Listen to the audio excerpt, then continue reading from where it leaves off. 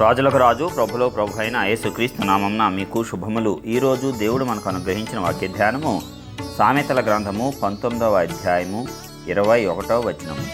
నరుని హృదయములో ఆలోచనలు అనేకములుగా పుట్టును, యెహోవా యొక్క తీర్మానమే స్థిరము. ప్రియులారా, ఈ వాక్య ధ్యానాన్ని మనము పరిశీలించినప్పుడు మన యొక్క హృదయంలో ఒక్క విషయం గురించే అనేక రకాల ఆలోచనలు ఉంటాయి. అలాగే ఒక 10 మంది వ్యక్తుల్ని ఒకే విషయం గురించి మనము చెప్పినట్లయితే వారి యొక్క ఆలోచన విధానం కూడా ఆ విషయంలో వేరువేరుగా ఉంటుంది. మరి ఇంతమంది ఒక విషయం గురించి అనేక రకాలుగా ఆలోచిస్తున్నారా? అయితే ఏది దేవుడి యొక్క తీర్మానమో అది స్థిరమవుతుందంట. అంటే దేవుని హృదయ ప్రకారము, దేవుని ఆలోచన ప్రకారము, దేవుని తలంపు ప్రకారము ఎవరైతే నడుచుకుంటారో వారి యొక్క ఆలోచన దేవుని ఆలోచనతో స్థిరపడుతుంది. అప్పుడే మన పితరుడైనటువంటి దావీదు వలె దేవుని యొక్క హృదయానుసారులు అనిపించుకుంటాం. అంటే దేవుడి యొక్క హృదయం ఎలాంటిదో నీవు తెలుసుకోవాలంటే ఆయనతో లోతైన సహవాసాన్ని నీవు కలిగి ఉండాల్సిందే. ఆయన వాక్యం ద్వారా ఆయన నీకు బయలుపరుచుకుంటాడు. ఆయన గుణగణాలు, ఆయన ఏ పరిస్థితుల్లో ఎలాగా ప్రతిస్పందిస్తాడు, ఇలాగూ నీవు తెలుసుకోగలిగినట్లయితే, ఆయనతో అంత లోతైన సహవాసం ఉన్నట్లయితే నీ యొక్క ఆలోచన, దేవుని యొక్క ఆలోచన రెండూ సమానమైపోయి అప్పుడు అది స్థిరపరచబడుతుంది. మరి దావీదు ఇలాగే ఆలోచించేవాడంట. ఎలాగైతే దేవుడు ఆలోచిస్తాడో హృదయంలో దేవుడు ఏమనుకుంటున్నాడో దావీదు అదే అనుకుంటాడంట. అందుకనే నా హృదయానుసారుడు అన్నాడు దావీదుని.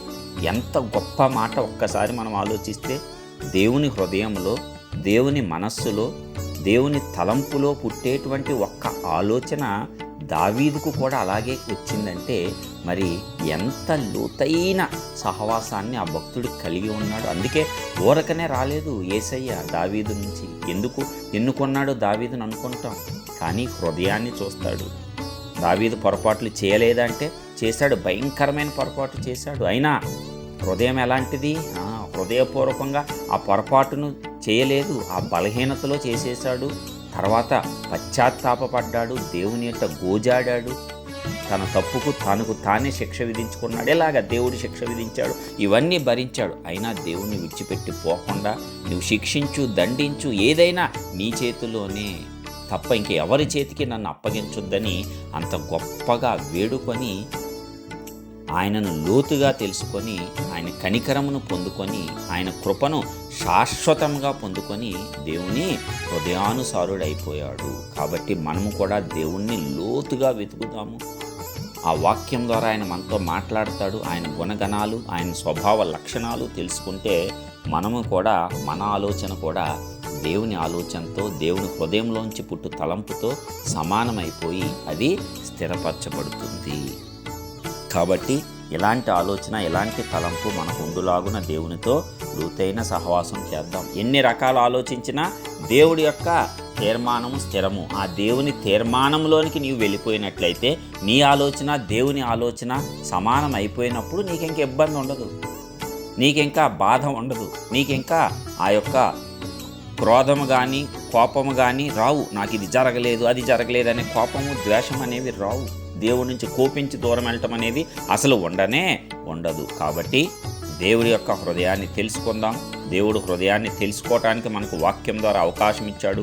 లోతుగా ఆయనతో సహవాసాన్ని చేయటం ద్వారా ఏ పరిస్థితుల్లో ఎలాగ ఆయన ప్రతిస్పందిస్తాడో, ఎలాగ ఏ సమస్యలో నీతో మాట్లాడతాడో, దేనికి ఎలాగ శిక్ష విధిస్తాడో, దేనికి ఎలాగ బాధపడతాడో, దేనికి నీ పట్ల సంతోషిస్తాడో, ఇవన్నీ గనక తెలుసుకుంటే నీవు దేవుణ్ణి చక్కగా అనుసరించిన వాడవే. అప్పుడు నీ ఆలోచన, దేవుని ఆలోచన సమానమయ్యి నీకు ప్రతి విషయంలోనూ నెమ్మది కలుగుతుంది.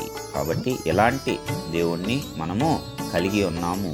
తన హృదయాన్ని మనకు విషదపరిచేటువంటి దేవుణ్ణి కలిగి ఉన్నాము. కాబట్టి ఆయన హృదయ ఆలోచనలోనికి మన ఆలోచన, తలంపు సరి సమానమయ్యి రెండూ కూడా ఒకే ఏకరీతిగా అయిపోయేటట్లు మనం దేవునితో అత్యంత లోతైన సహవాసాన్ని కలిగి ఉందాము. దావీదు వలె మనము కూడా దేవుని యొక్క హృదయానుసారులు అనిపించుకుందాము. దేవుడు ఏమి ఆలోచిస్తే అది మనం కూడా ఆలోచించి ముందుకు సాగేటట్లు, ప్రతి విషయంలో ధన్యతను పొందుకునేటట్లు మనము దేవుణ్ణి తెలుసుకుందాము. కృపత మనకి తోడుగా ఉండునుగాక. ప్రార్థిద్దాం.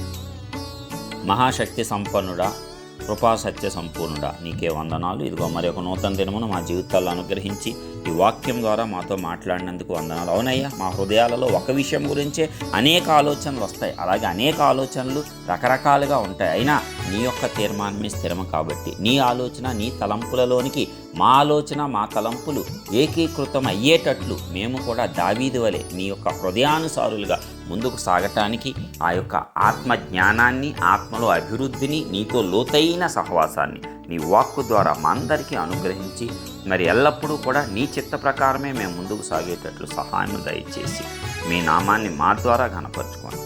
యేసయ్య శ్రేష్టమైన నామం పేట ప్రార్థించి పొందుకొనుచున్నాం పరలోకపు తండ్రి. ఆమేన్.